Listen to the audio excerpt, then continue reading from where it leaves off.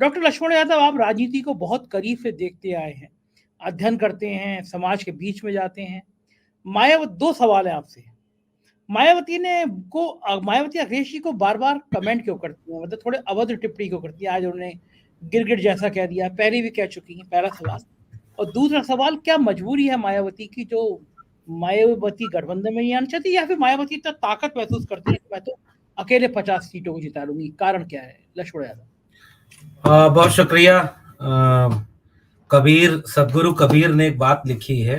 अब चूंकि संजय भाई आप परिचय ऐसा दे देते हैं, जिम्मेदारी बन जाती है कि कुछ महत्वपूर्ण बातें कही जाए। उन्होंने कहा है कि ऐसी वाणी बोलिए मन का आपा खोए, औरन को शीतल करे आपो शीतल होए। और सियासत जब ऐसे दौर में हो कि खुद बसपा के एक सांसद के खिलाफ सदन में ऐसी वाणी बोली गई जो आजाद भारत में पहली बार सीधे एक मुसलमान पहचान पर गाली देकर हमला किया गया। और उस समय फिर बहुत जैसे जैसे खड़ा होना चाहिए था अपने सांसद के साथ, वैसे नहीं हुई। ठीक बात है, उनके मन में रहा होगा कि ये अगली बार हमारे साथ चुनाव नहीं लड़ेंगे। वो कांग्रेस की भारत जोड़ो न्याय यात्रा में आज शामिल है। लेकिन बोलने का, बात कहने का एक सलीका सियासत में होना चाहिए। और चूंकि बात जब मायावती जी जैसे एक बड़े कद की नेता का हो, पहली ही बात ये होती है कि जिस सामाजिक और पृष्ठभूमि से चल करके मायावती जी ने इतना बड़ा मुकाम हासिल किया हो, इस बात को लेकर के हमेशा उनके प्रति एक सम्मान रहेगा, उनका एक कद बना रहेगा। उनकी उनकी आलोचना हम उनके सियासी फैसलों की करेंगे, लेकिन उनके सम्मान के साथ। मतलब आज भी अगर कोई बहन जी के खिलाफ कुछ बोलेगा तो हम पहले विरोध करने वाले खड़े होंगे, क्योंकि वो एक बहुत बड़ी शख्सियत है। दूसरी बात कि राजनीति में विश्लेषण इस बात का भी होना चाहिए। मैं एक किस्सा हूं, शीतल सर हैं और सुशील जी हैं, दो लोग। मुझे लगता है कि इस किस्से को अगर प्रकाश डालेंगे तो और बेहतर होगा, क्योंकि वो बहुत जरूरी है। आज की प्रेस कॉन्फ्रेंस में मायावती जी ने जब यह बात कही, आज की पूरी प्रेस कॉन्फ्रेंस की सबसे अच्छी बात उनकी थी जो उन्होंने ईवीएम पर सवाल उठाया। चलो कम से कम कुछ तो बोला, लेकिन अगर वो अपनी तमाम चीजों को ईवीएम पर लाके खत्म कर देंगे तो फिर तो उसका कोई अर्थ नहीं निकलेगा। उन्होंने याद किया कि गठबंधन से कभी भी बसपा का फायदा नहीं हुआ। 93 में गठबंधन हुआ तो 6 सीटें बसपा की आई, सपा की ज्यादा आ गई। फिर 96 का उन्होंने जिक्र किया जब कांग्रेस को ज्यादा आ गई। फिर बीजेपी के साथ रही तो बीजेपी को फायदा हुआ। पता नहीं क्यों बहन जी 19 तक नहीं गई, जब 19 के गठबंधन में 14 की शून्य सीटों से 19 में बसपा 10 सीटों पर पहुंच गई। सपा 14 में भी 5 थी और 19 में भी 5 रह गई। तो इस गठबंधन का फायदा सीधे सीधे बसपा को हुआ। ये वाली बात पता नहीं क्यों नहीं जोड़ी उन्होंने। लेकिन एक बात, मैं जिस किस्से की बात करना चाह रहा था वो एक तेवर की बात है। देखिए, पूरा बहुजन आंदोलन और दलित आंदोलन खासकर आत्मसम्मान का आंदोलन रहा है। चाहे वो पेरियार का आंदोलन हो, बाबा साहब का हो, फूले का हो, उसमें आत्मसम्मान बहुत बड़ी चीज होता है। लेकिन हमने किताबों में पढ़ा कि 1993 में जब मुलायम सिंह मुख्यमंत्री हुआ करते थे तो एक बार मिलने के लिए 4 घंटे इंतजार करना पड़ा मुलायम सिंह को। और कहा यह गया कि कांशीराम जी खाना खा रहे हैं, फिर सो गए और 4 घंटे बाद हुआ है।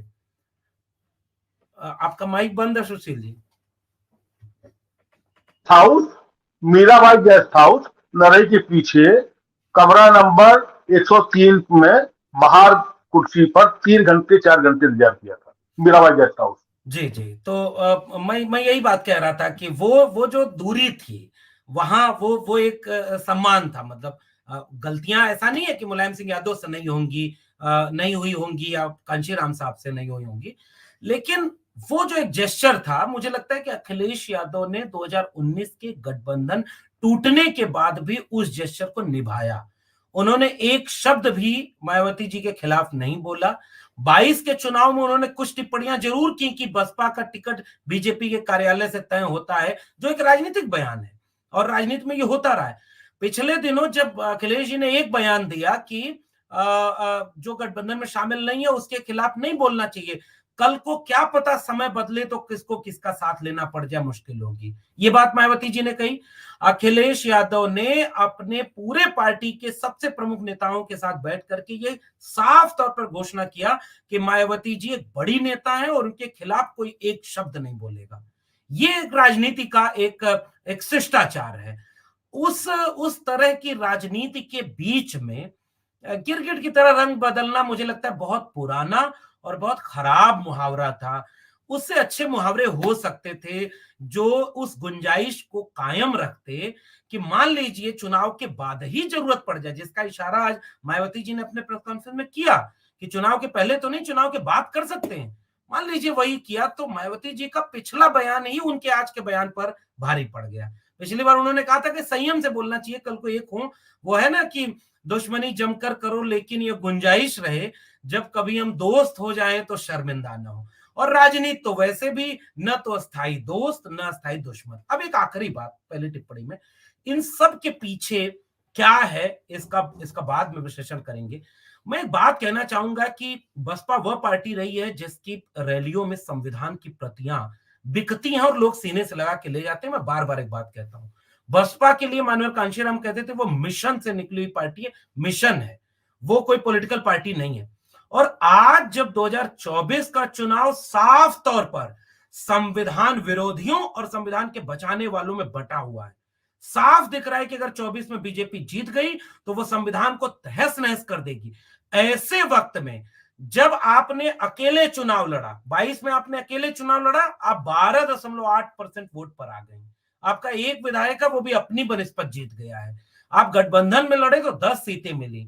इस तर्क से आप अपने इस कदम को नहीं बचा पाएंगे कि चूंकि हमारा नुकसान होता है इसलिए हम गठबंधन नहीं करेंगे। हो सकता है आप एक आखिरी आंकड़ा दे दूं, 22% से जब वोट 12% पर आया तो ये जो 10% वोट बटा था, सीएसडीएस और तमाम प्राइवेट चैनलों के आंकड़े बताते हैं 7% वोट समाजवादी पार्टी की तरफ गया था, 3% वोट ही केवल भाजपा की तरफ गया। तो आज की तारीख में जो एक आंदोलन है, सामाजिक न्याय का आंदोलन चल रहा है, संविधान का आंदोलन चल रहा है, उसको मानने वाले लोग इस बात से मुझे लगता है कि जनता खुद नाराज होगी और जनता चाहती है कि आपको एक होकर लड़ना चाहिए था। अगर आप अकेले लड़ेंगे तो इसका फायदा तो संविधान विरोधी कोई होगा और यह कोई राजनीतिक निर्णय नहीं है। मुझे लगता है कि ये जनता उनके खिलाफ ही खड़ी होगी। जी लक्ष्मण यादव जी, आपका क्या अनुमान है? कोई भी जना एक से ज्यादा दे दिया और शीतल सर ने तो कह दिया कि दूसरी पोजीशन भी नहीं होने वाली अगर इन हालातों में चुनाव हुए। आपको क्या लगता है लक्ष्मण सर? संजय दा, मुझे लग रहा है कि अगर वो अकेले चुनाव लड़ रही है तो वो फिर जीतने के लिए लड़ ही कहां रही होंगी। फिर कैसे कहा जाए कि कौन सी सीट वो जीतेंगी? और ऐसे अकेले तो फिर बिल्कुल मुझे भी ये लगता है कि कोई सीट नहीं आएगी, मेरा मानना ही।